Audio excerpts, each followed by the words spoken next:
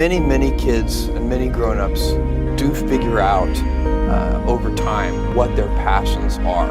And sometimes we let I don't think it's that hard. I think what happens though sometimes is that we let our intellectual selves overrule those passions. And so that's what needs to be guarded against. One of my jobs as the leader of Amazon is to encourage people to be bold. And people love to focus on things that aren't yet working. And that's good, it's human nature. That kind of divine discontent can be very helpful. But it's incredibly hard to get people to take bold bets. And you need to encourage that. And if you're gonna take bold bets, they're gonna be experiments. And if they're experiments, you don't know ahead of time whether they're gonna work.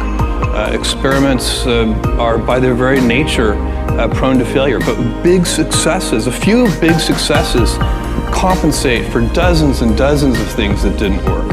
So, bold bets, AWS, Kindle, Amazon Prime, our third-party seller business, all of those things are examples of bold bets that did work, and they pay for a lot of experiments. I've made billions of dollars of failures at Amazon.com, literally billions of dollars of failures. And you might remember Pets.com or Cosmo, or give myself a root canal with no anesthesia very easily. None of those things are fun, but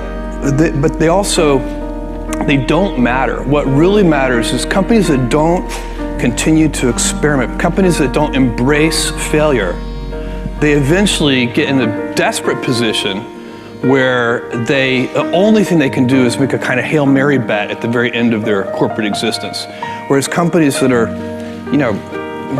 making bets all along, even, big bets, but not bet the company bets. I don't believe in bet the company bets.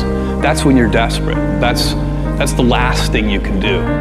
You could be out of work and have terrible work-life balance.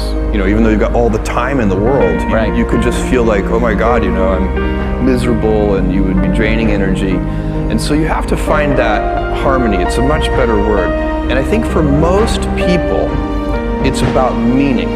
People want to know that they're doing something interesting and useful. And for us, because of the challenges that we have chosen for ourselves, we get to work in the future, and it's super fun to work in the future for the right kind of person. You need to be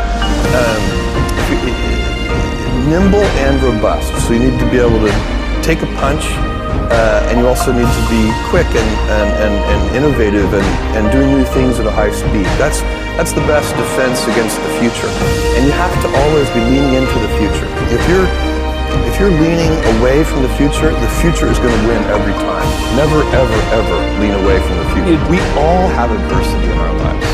I doubt if you really, if you know somebody, any friend or anybody that you've talked to, there's no lack of adversity.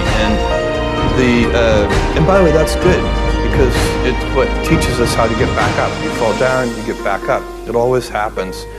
And you get certain gifts in life, and you want to take advantage of those. But I guess my advice on adversity and success would be to be proud not of your gifts, but of your hard work and your choices.